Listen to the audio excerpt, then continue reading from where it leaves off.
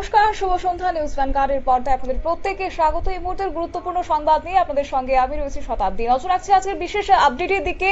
আকাশ থেকে যাত্রী সমেত ভেঙে পড়েছে বিমান, এমনটাই জানা গেছে। যাত্রী সমেত হঠাৎ করে হেলিকপ্টার ভেঙে পড়েছে। বৃহস্পতিবারই এই দুর্ঘটনা ঘটলো উত্তরাখণ্ডের উত্তরকাশী জেলায়, এবং যার কারণে এই আকাশপথ যাত্রী সমেত ভেঙে পড়ার ফলে রীতিমতো 4 জন পর্যটকের মৃত্যু হয়েছে, যে সূত্রের খবর আমরা পাচ্ছি। অন্যদিকে উত্তরাখণ্ডের মুখ্যমন্ত্রী ইতিমধ্যেই পুষ্কর সিং ধামি তিনি সকলের উদ্দেশ্যে কার্যত তিনি শোক প্রকাশ করেছেন যারা মৃত্যু হয়েছে তাদের উদ্দেশ্যে। এবং অন্যদিকে যে খবর পাওয়া যাচ্ছে আহত হয়েছে বেশ কয়েকজন পর্যটক।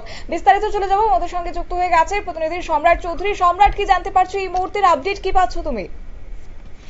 একদম শতাব্দী, দেশে এই চুক্তির আবহে আজ সকালে কিন্তু একটি দুঃখজনক খবর উঠে এসেছে উত্তরাখণ্ডের উত্তরকাশী জেলা থেকে। সেখানে একটি পর্যটক পরিবাহী একটি হেলিকপ্টার মাঝ আকাশে আচমকা ভেঙে পড়ে এবং এই ঘটনায় 6 জন পর্যটকের মৃত্যু হয়েছে। ঘটনায় আরো 2 জন পর্যটক গুরুতরভাবে আহত, তাদের স্থানীয় হাসপাতালে ভর্তি করা হয়েছে। আশঙ্কাজনক অবস্থায় তাদের চিকিৎসা চলছে। ঘটনায় কিন্তু শোক প্রকাশ করেছেন উত্তরাখণ্ডের মুখ্যমন্ত্রী পুষ্কর সিং ধামি এবং গোটা ঘটনার উপর তিনি কড়া নজরদারি রাখছেন। আহতদের যে চিকিৎসা, সেই চিকিৎসার উপর আলাদা করে নজর রাখা হচ্ছে। ঘটনাস্থলে ইতিমধ্যে সে রাজ্যের যে পর্যটন বিপর্যয় মোকাবেলা বাহিনী রয়েছে তারা ঘটনাস্থলে পৌঁছে গেছেন এবং ঘটনাস্থলে আরো কেউ বিশেষ কেউ আহত রয়েছেন কিনা সে বিষয়ে তদারকি করে খোঁজখবর নিয়ে দেখা হচ্ছে। উদ্ধার কাজে স্থানীয়রা হাত লাগিয়েছেন।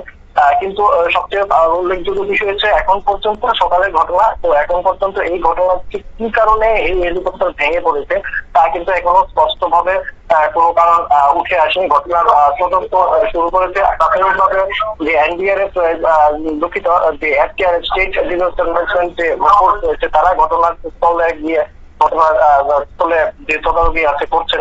ঘটনাস্থলে পুলিশ রয়েছে, পুলিশ গোটা বিষয়টিকে খতিয়ে দেখছে। কিন্তু এখন পর্যন্ত যে ঘটনার সুনির্দিষ্ট কারণ তা কিন্তু স্পষ্ট কিছুই কিন্তু বোঝা যাচ্ছে না। যারা মারা গেছেন তাদেরও এখন নাম পরিচয় স্পষ্টভাবে সরকারের তরফে ঘোষণা করা হয়নি, তাদের নামও ঘোষণা করা হয়নি।